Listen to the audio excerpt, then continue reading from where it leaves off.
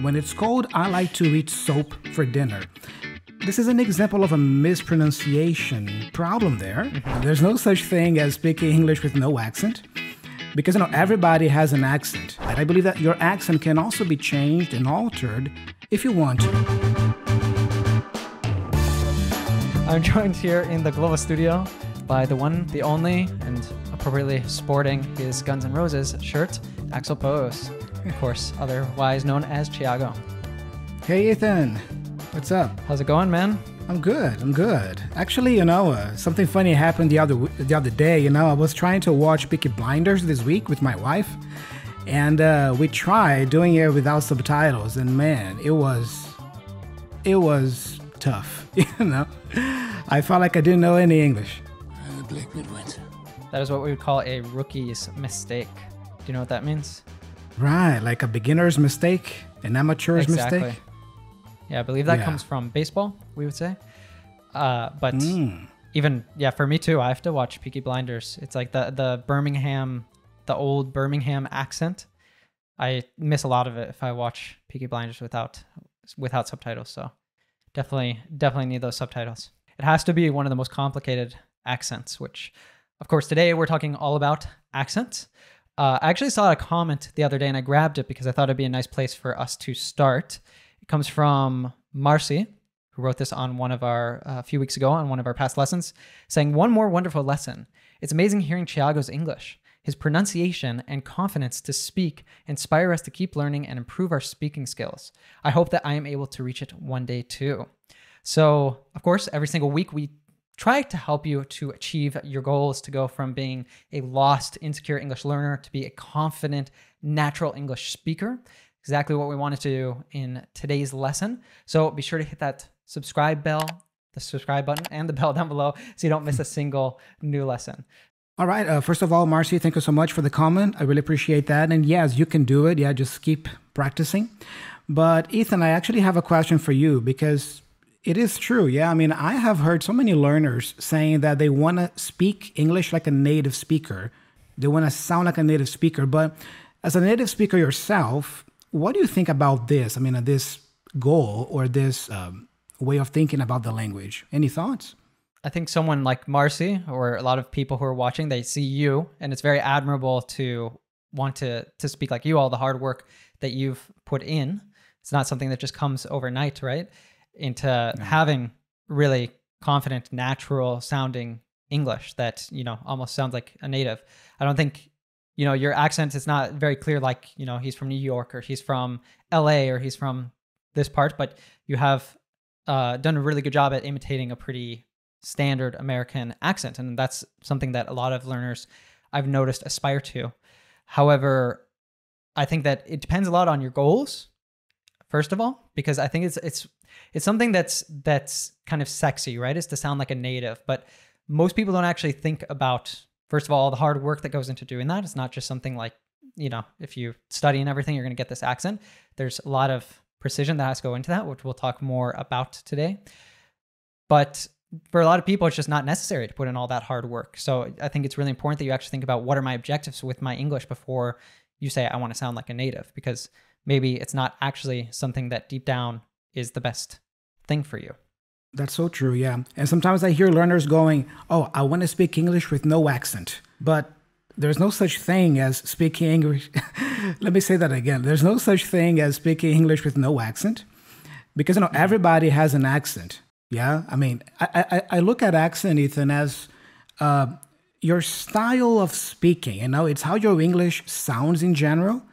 It's how you dress your English, to present it to people or to the world. And just like maybe you are free to choose what clothing you're going to wear today, you can also choose how you want to sound in the language. It's the presentation of it, right? A great example that one of our team members gave about this the other day, Easy, was comparing your accent with a font on the computer. Imagine you have a Google Doc open there, you are writing a text, and you are using the font Times New Roman. And then you go, I don't want that font. I want my text to look differently, maybe Helvetica. Or, you know what, come to think of it, I guess Century Gothic. Century Gothic is a really beautiful font. I want that font for my text. So just like a font or even, your fashion style, yeah, just like those can be changed and modified, I believe that your accent can also be changed and altered if you want to, according to your preferences or goals with English. There's this whole thing too between, you want to speak with no accent. What does that exactly mean? For most people, it's probably in some sense that you can fit in, that people can easily understand you is more what they're trying to get at from there. And in most cases, I find that what people really are more needing, the desire that they have deep down is to have clear, accurate pronunciation. Because if you have clear, accurate pronunciation, then, anyone, at least from most dialects of English, or at least if it's global English, will understand you. So what exactly are the differences between pronunciation and accent? Because people tend to confuse these two terms, right? Yeah, that's a great question.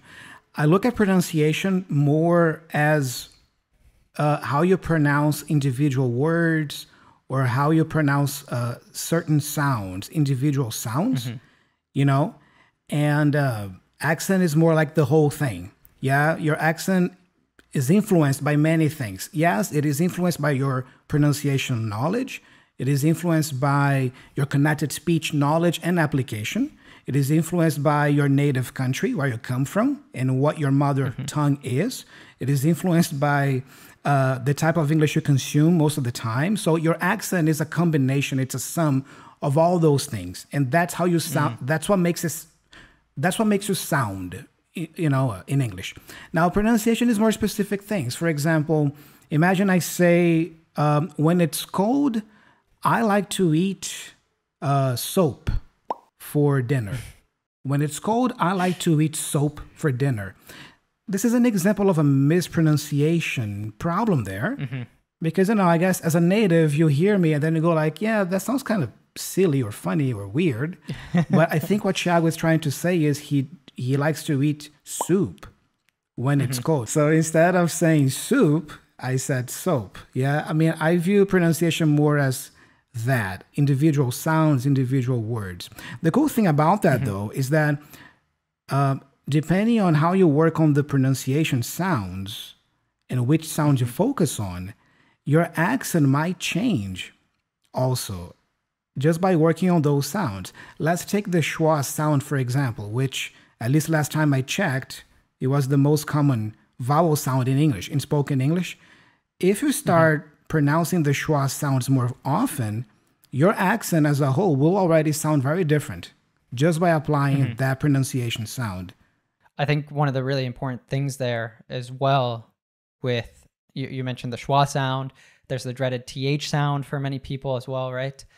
That maybe all these sounds that we have in English or in your target language don't exist in your native language. And so even part of having accurate pronunciation, of course, many people will understand you even if you don't always have accurate pronunciation. If you say thing instead of thing or ting instead of thing, if you're not saying, depending on the language people come from as their mother tongue, they might inaccurately pronounce that th in different ways. But some people, some natives especially, and even some English learners might not understand you because they're waiting for the word thing, not the word ting or the word thing. Or there's even other cases where it actually, if you mispronounce something, it changes the word. Like you said, soap and soup. If you're getting that wrong, you're communicating a different object. And depending, if you're talking to an English teacher, we tend to be used to these kind of cases, right? But if you're talking to someone who's not so used to speaking to English learners or non-native English speakers, then that might not be the case. And so they might have more trouble wrapping their head around that you like to eat soap on cold winter evenings. I thought something that might be useful here is even giving an example of, because we have different accents. You have, for example, the most common, that people learn British or American English. But even if you say you're learning American English, are you learning Southern American English? Are you learning Northeastern American English? If you're learning Northeastern American English, are you learning, from Boston, from New York, from Pennsylvania? There's all sorts of different accents. And even within, you start getting smaller and smaller, people have their friend groups that they'll use different vocabulary with, right? That they'll have inside jokes, or they'll have certain terms that only with that group of friends would be understood. So you always have these details and stuff to pay attention to. But if we're looking at more, let's look at a broader one, like British versus American. You have pronunciation differences between these two accents, right? For example, an American, most Americans would say the word dog like this with a ah sound, dog.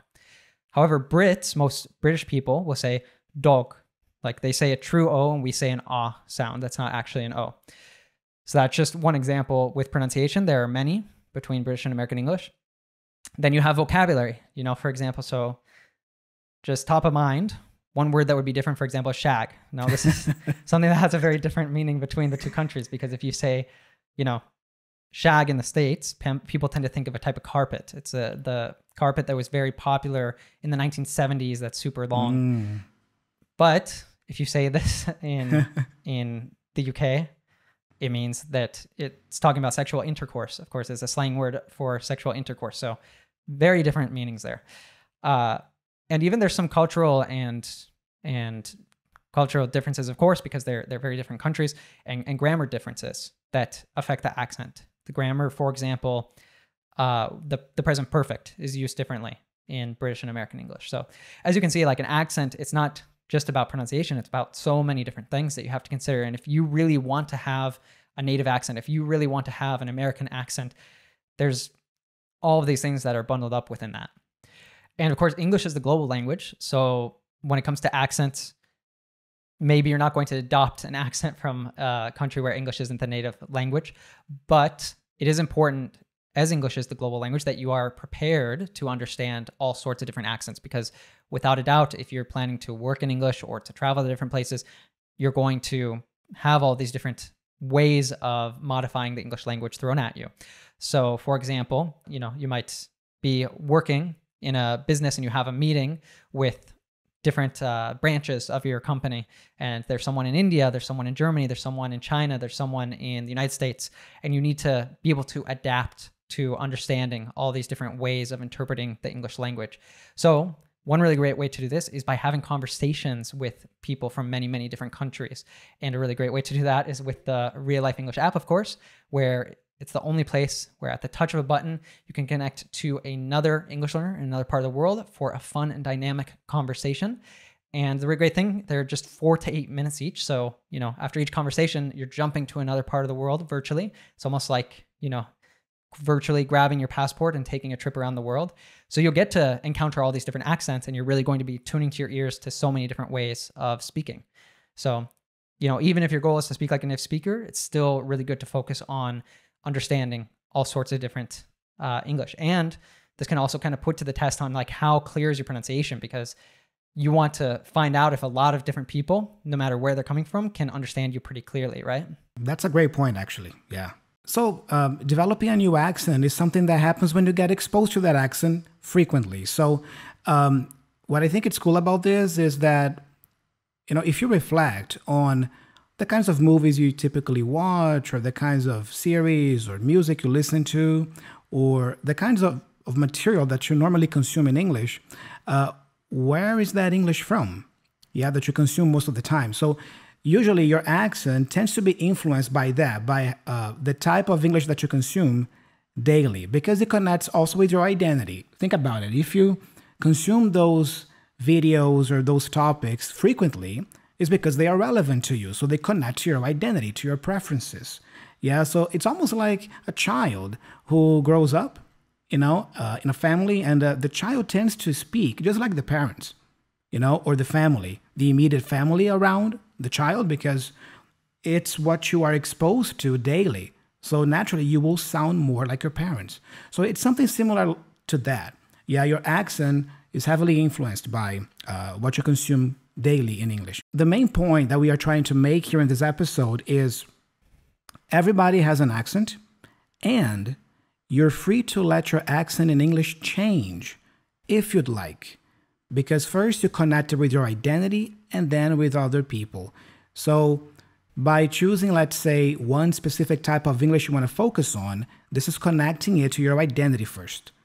Once you do that, then you connect with other people by communicating with them and being understood by them. I just want to take a quick parenthesis here because I think that's so interesting. And I'm curious if people are new here, they might not know that you have a great affinity, a great like for American rock music, right?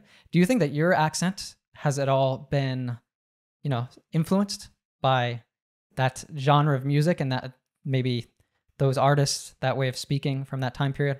Oh, absolutely.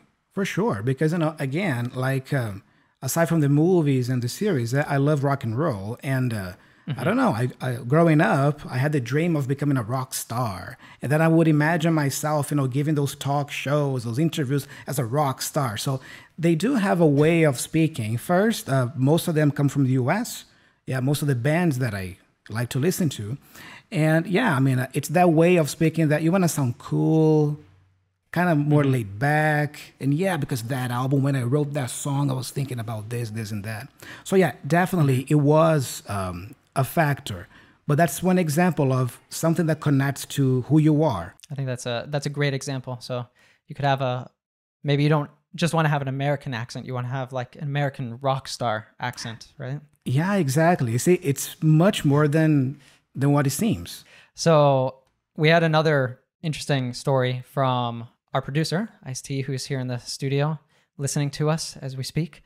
And he was sharing when we were preparing for this episode that he had a friend who is married to an American who has really fantastic Brazilian Portuguese. Ice-T, of course, is also from Brazil. So he had a recent experience, and I'll let him tell you guys more about that. Hey guys, so this friend of mine, she's married with an American guy, and we were here in Brazil for the carnival, so we were just speaking Portuguese. And he was all the time asking about his pronunciation, and he has amazing Portuguese, almost no American accent. So I asked him, why did he do such effort to speak with no accent and trying to sound more Brazilian? And he told me that it's because he wants to feel Brazilian. Not just sound Brazilian, but feel Brazilian. And language is a very important aspect of that for him. Yeah, so I feel like when I was a bit younger, my feelings were very similar when I was learning a language, probably even today to some extent. But every time I was learning a language, anytime I'd move somewhere, really, I wanted to learn the native language. And part of this was because I didn't want to feel like a foreigner. I didn't want to open my mouth in a conversation with a stranger and for them right away to be like, oh, this guy's an American, he's not from here and stuff. So I had this need to fit in, and language was a way to fit in. And part of that was sounding very native. My feelings towards this have changed a little bit because, well, I'm not learning languages so actively nowadays, but it's also because I think a part of that was the language being wrapped up in some sense with my ego, not wanting people to recognize me as someone who is different or being a foreigner or something like that. And I think nowadays I don't care so much about that. In fact, even in some situations, if it's a stranger, I don't really care because I'm not going to see them again.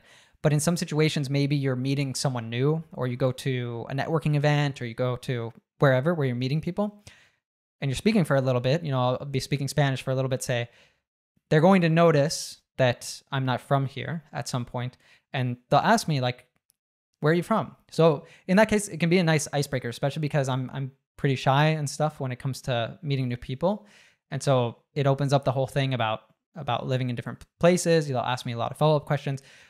So I even see nowadays that having an accent in some cases can be an advantage. It can make you seem more exotic, for example. You're not from here. That can be a negative thing, but it can also be a positive thing. Where I come from is also a part of my identity. We were talking about identity, right? That's certainly true. And the same thing happened to me too. When I was younger, I think I used to be more obsessed with sounding a certain way in English. But as time passed, I realized that there are so many people who, even though they have an accent, like a clear, even strong accent, they can still sound intelligible and clear. You can understand everything they say, and they can use grammar correctly. They can use vocabulary accurately, even though the accent is not maybe what we are used to hearing in the movies, for example, or from native speakers. So nowadays also, I have become more, maybe more flexible about this, yeah?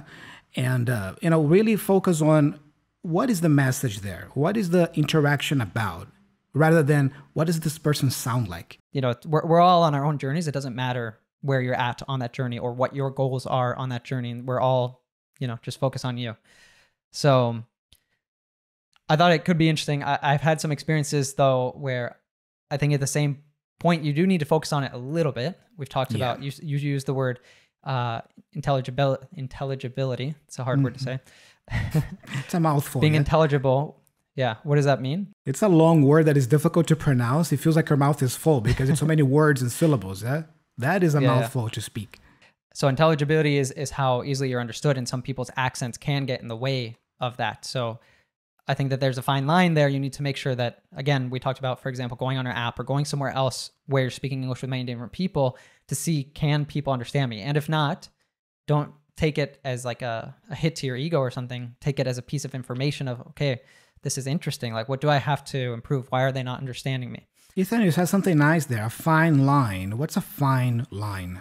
A fine line we use when there's two things that you have to balance, right? And there's a fine line between them. There's a line that you have to, it requires some tact. It requires some digging around and really feeling out to make sure that you're in the right side, that you have a good balance there between those two things. So there's the side where maybe being really focused on getting that native accent, and there's the side where you don't care about it at all. And there's a fine line where for most of us, we want to be more in the middle, where maybe we don't want to have a super strong accent, or at least we want to have intelligibility.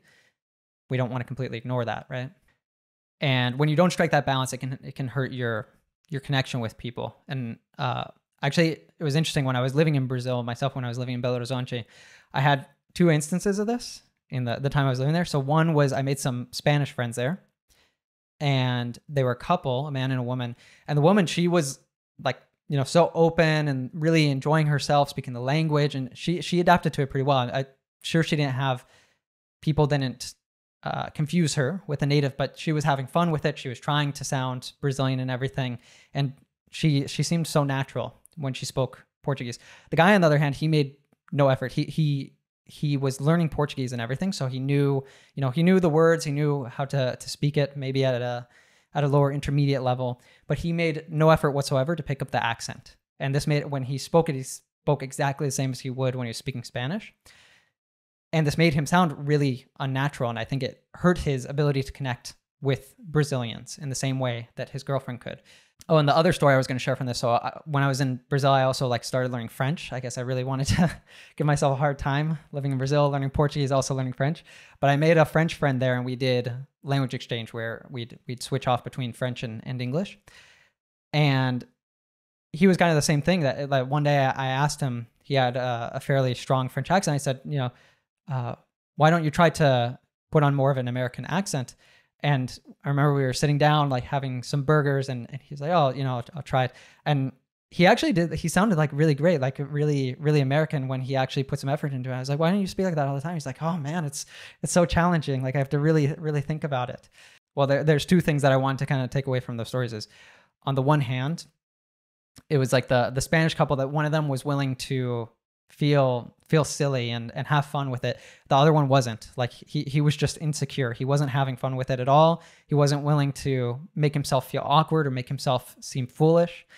And the other one is putting in the effort. So sometimes we use this term practice like you play. So I think if you're never trying to do that and then you try to do it, of adapting more to the accent, imitating more, using mimicry, then it's going to be really difficult because your mouth and your brain and everything aren't used to it. But if you actually practice, when you're home alone, or even when you're just watching a TV series, you really like how that actor speaks, and you stop it and you try to just imitate it a few times, and you do this every day, it's going to become easier. Your mouth's going to get used to it. Your brain will start, picking up on that music more of the language. So I think that those are two things that you can adapt more, is the silliness, the willingness to seem a little bit like a little bit foolish, just have fun with it. It's part of the adventure. And also just putting in that effort when you're practicing, if that is something that's important to you. Guys, your voice is so powerful. Your voice is so powerful, play with it, you can make voices like this, and then you can go like this, and it's fun. Yeah. So I guess some people are not open, to to do that. They feel stupid. Think of yourself as an actor. Imagine you are an actor prepping for a role, and then you have to speak in a certain way. That's what actors do. They modulate or they modify their voices to match that accent or speak more closely to that accent. Think of yourself as an actor, yeah? And use your body or voice to communicate in various ways. This actually reminded me of a really funny scene from the movie Inglourious Basterds. Have you seen that? I have. I said the scene is funny. I guess it's also pretty intense and stuff. So I don't know if funny is the right word, but kind of the situation is very interesting and in a sense funny because so there's a British guy who's a spy. He's like spying on the Germans, and he's with a German actress who is basically, she's being a traitor to the Germans and she's helping out the Americans. And then there's a German colonel who walks in, like sits down with and starts drinking with him. He notices the guy's accent is like a little bit off in German. So this guy, he's a spy, so he has to have really, really advanced German, right? Mm-hmm. But his accent's a little off. And the guy gives an excuse. He says, "Oh, I'm from this small village called this in the mountains. Everyone there speaks like this." And the guy buys it. The colonel buys it. Mm-hmm. And they're having a chat and everything, and they're laughing. So the spy is doing a good job. But then they order drinks, and the British guy asks for glasses. So let's watch what happens when he asks for glasses for the drinks. Wie viele Gläser? 5. Für mich nicht. Ich mag Scotch, Scotch mag mich nicht. Ich auch nicht, ich bleib beim Shampoos. 3 Gläser.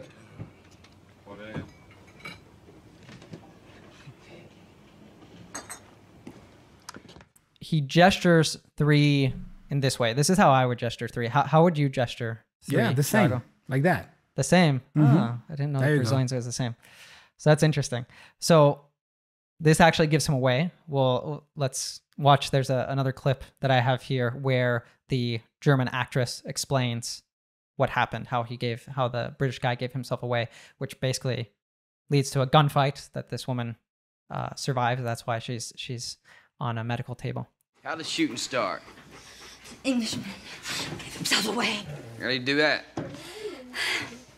He ordered 3 glasses. We order 3 glasses. That's the German 3. The other looks odd.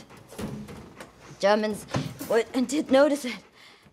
Okay, so this is really interesting. I saw this movie after having lived in Germany. So actually this is something that I knew, and I saw the first time I saw this, that he gestured like you said, as soon as he made the face, I realized that the guy did the numbers in the wrong way. So this is something it's a really interesting example. Again, this guy, he has a good accent. He's able to get away with being a native speaker. He speaks excellent, he's not making grammar mistakes. He speaks the language just like a native would, more or less. But he gave himself away because he was lacking in some cultural insight about how they show the numbers. Something so simple, right? And these kind of things happen all the time in a language. So it's really interesting, small thing. But there's other things like this too. For example, I've met a lot of English learners or English speakers, non-native English speakers, who have exceptional skills in the language and they really sound like a native, but they're lacking some cultural insight. For example, cursing too much, cursing too lightly. Depending, of course, where you go, even within a country, maybe different parts of the country, people will curse more lightly, and different parts of the country, people will not curse at all. It's kind of really seen as taboo. So this depends a lot. I know that happens, for example, in Spain. If you go to the south, it's much more common, people are much more liberal with their cursing. But in the north of the country, people tend to be more tactful with their cursing. So this is something that I've seen that's kind of like it's a giveaway for some non-native English speakers because they're not tactful. They haven't really learned. They don't associate the curse words the same way they would in their mother tongue. So that's another example of something you need to be careful about. I guess that's why we say that it's a life thing. It's a lifelong process because no matter how advanced you are or how clearly or great you sound, there's always going to be something that you didn't know or that you learn. Yeah, so embracing the learning like that, that it's for life. So we thought it would be really interesting to actually look at some non-natives who speak English well and there's a lot of celebrities, right, who can be really great models for this. We wanted to look at someone who communicates really well, but has a very strong accent from his country. And we wanted to look at someone who has a more native-like accent. So first of all, we have a clip with an interview with Arnold Schwarzenegger. Has a very famous accent. I'm sure everyone listening is aware of it, but let's take a look. Jim Cameron is just a genius writer, because to come up with this idea to make the Terminator become a protector that hangs out with this kid, and because of that relationship, he starts learning human behavior, how to be more cool, and how to high five, and and how to say certain things, certain sayings, and all this, made it very, very precious, I think, because he was trying very hard. So even if you're just listening to the audio of this podcast, and I had not told you who this was, you would know right away by that accent who that is, right? It's just so iconic. But it's very clear he's not American, right?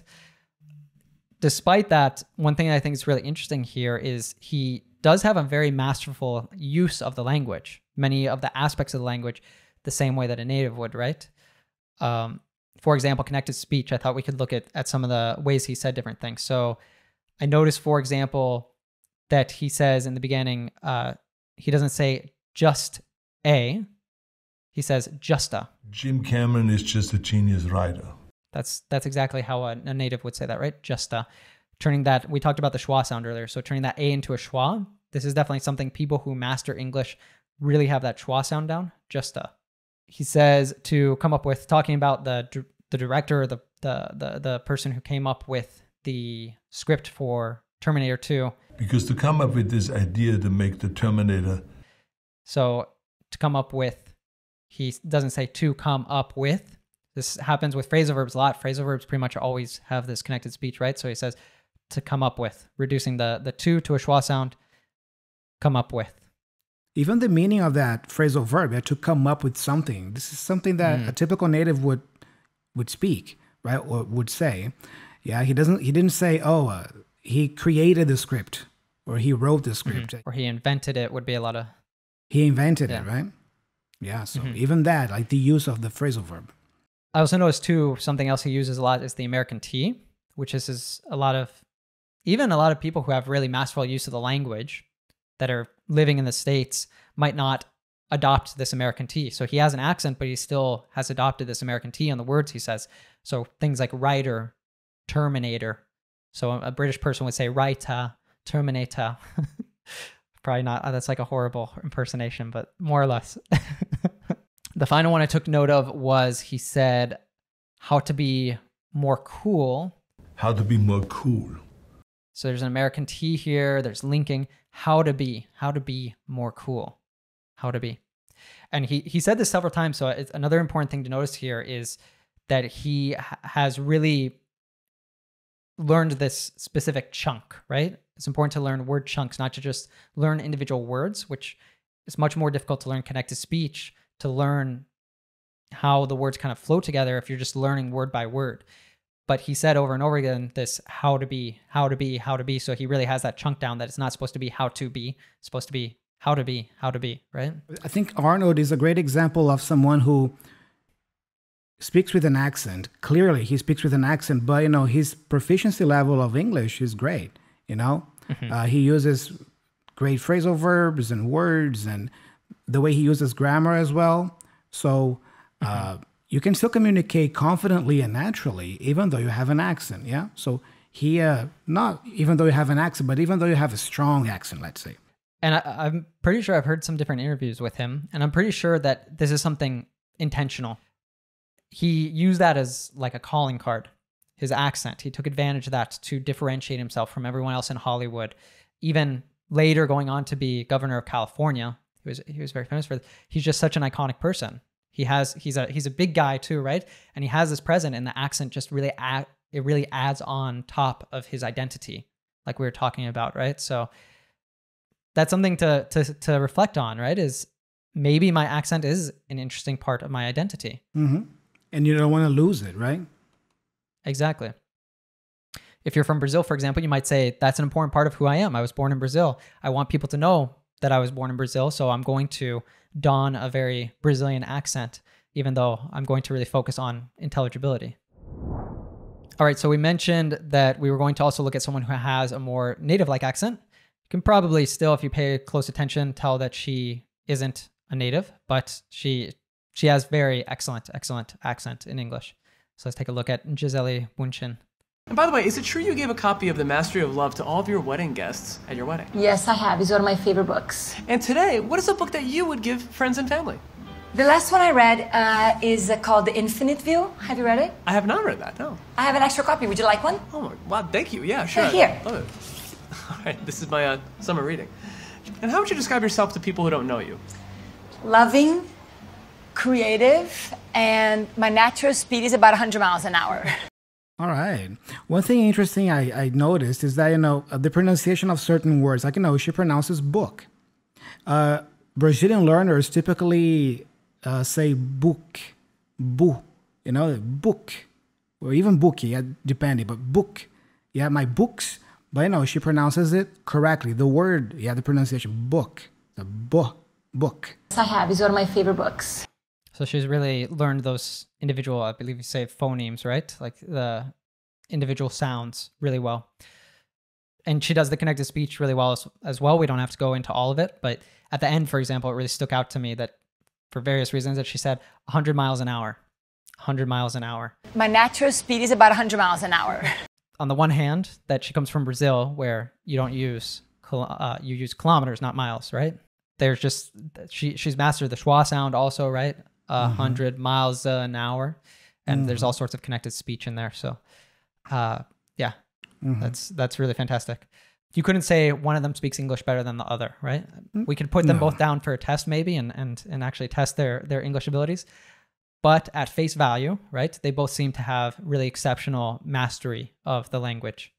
Yeah, and they have both used English to advance their careers, their lives. Yeah, so, we can see that language, at least nowadays, is not a barrier for either of them. Yeah, so I guess one takeaway also that we can have here is what's the identity you want to craft for yourself? Because, you can have a stronger accent and still, communicate confidently, or you can maybe have a more native-like accent and also communicate confidently, but what do you want? Yeah, what's the identity that you want to create for yourself? By the way, we're going to discuss more about that, but just after a message to some of our listeners. All right, so first off, we have a 5-star review from Jessica. So I'll let you do the honors, Thiago. Jessica says, I think it is a perfect app to increase your vocab and confidence.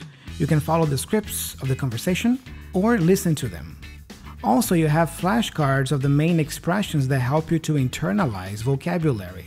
I love the coaches. They're so warm and always available to help you.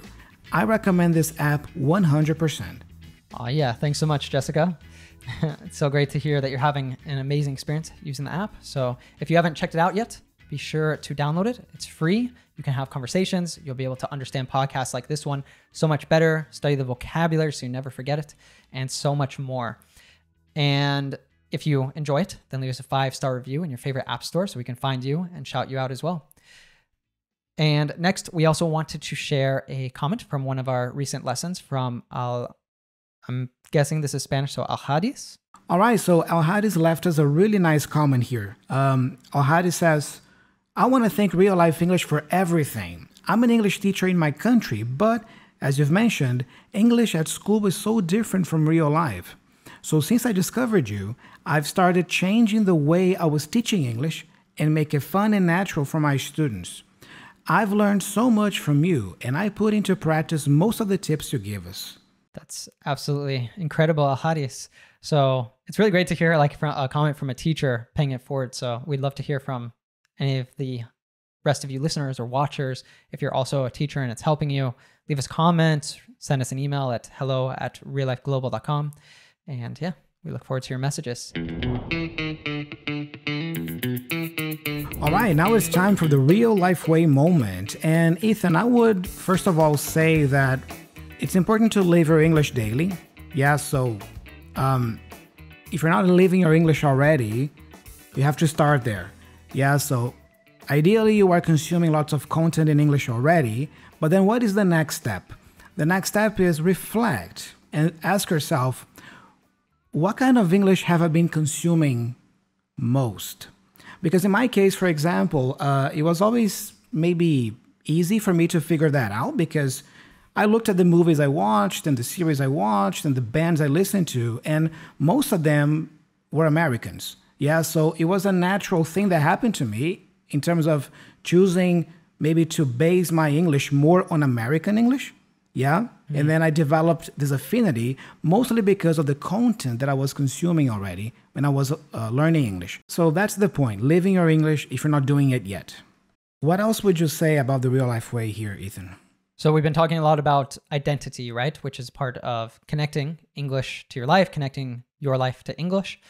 And one thing that I used to do with my students, for example, which would help them to build more of this identity, was actually having them, when you learn your native language, all of us have our mother or our father. We talked about this earlier, right? That we're exposed to them a lot. We tend to end up speaking a lot like them. We end up speaking a lot like our friends that we spend the most time with and so on. And even the people that we see on TV who we admire.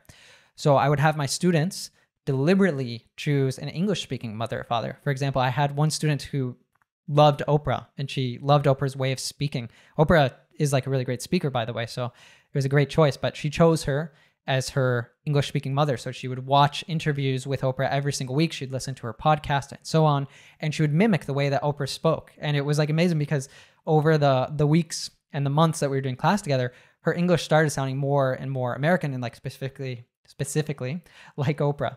So it can be really powerful if you really focus in like that into one person who you really like the way that they speak. Maybe you really like Thiago's English. Maybe you're Brazilian. You're like, oh, just like the learner that we talked about at the beginning. They're like, oh, I really want to speak like Thiago. You could be listening to this, or maybe you want to speak like me. You could be listening to this and trying to mimic us, trying to sound more like we speak. Or it doesn't even have to be.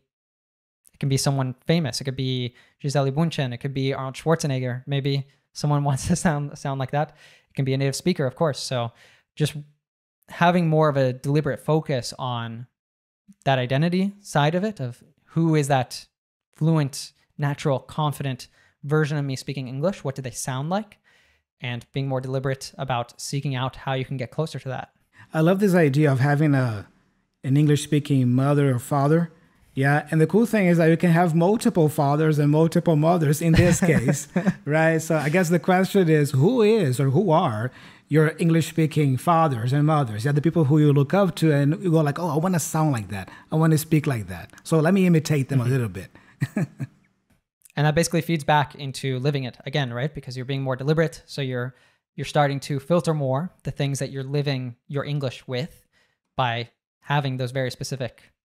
And you can make that time even, you could even use it to activate it, which is another part of the real life way, by using those times to deliberately be mimicking those people, recording yourself, comparing that to the original, and so on. So depending on what your goals are, of course, you've got to know your goals. But if you're really wanting to have that native-like accent, or you really want to have an accent like such and such person, then this is a great way for you to get started. Let's jump into today's big challenge. So today, we want to challenge you to actually sit down, it could just be for a few minutes, and actually reflect a bit about this whole question of identity and accent. So we have some questions here that you could use for, jumping off points for your reflection. First of all, you might have come into this podcast with a certain perspective, maybe even a certain reason that you were drawn into listening to this podcast because you want to have a native-like accent, or maybe you don't. It could have just been curiosity. So is it important for you to sound like a native? That's something for you to think about. We would love to hear why or why not. You can let us know down in the comments if you're watching this on YouTube, or you can send us an email if you're just listening to the audio, hello@reallifeglobal.com.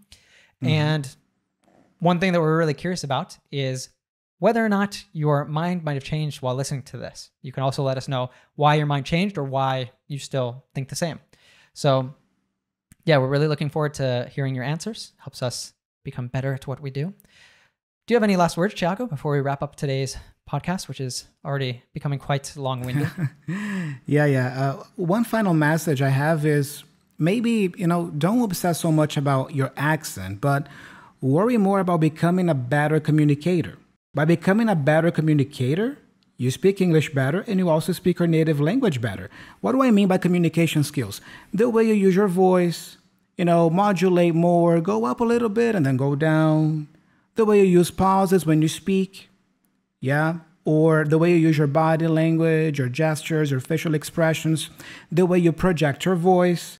Because maybe if you speak like this, your voice is a little bit weak and airy, you might not sound or feel so confident when you speak, So also learning how to project your voice. So I guess working on your communication skills might actually be more beneficial to you than obsessing so much about sounding like that native accent that you're trying to sound like. It's a great place for us to wrap up. Not just the accent that you're trying to have, but actually, just like Thiago said, the way you're communicating, and you said body language, the way that you're holding yourself when you're in, because if you seem really shy, if you seem really insecure, you're communicating something even if you have the perfect accent, even if you don't open your mouth, right? So be aware of all these things because they're all so important. It's all about communication, the accent you have, how you pronounce things, how intelligible you are, but also things like how do you seem like someone who's confident? Do you seem like someone who's approachable and friendly and all these things? And definitely I can say from personal experience, you might say the same for your English, I bet, that learning other languages for me helped me to also become a better communicator in my native language. So think of it as a huge opportunity for yourself. And that's a great place for us to end. I think it's very deserving of an aw yeah. So 1, 2, 3. Aw yeah. Another example of community we can give here is meetup events. So maybe language exchange programs, maybe you go to another country to study there for a while and then you meet other students or other people there. That could be part of a community. That could be an example of community. Even the events that Real Life English used to do back in the day, many years ago, Real Life English used to host or hold these personal in-person events where teachers, learners, they would get together at a bar, for example, and just enjoy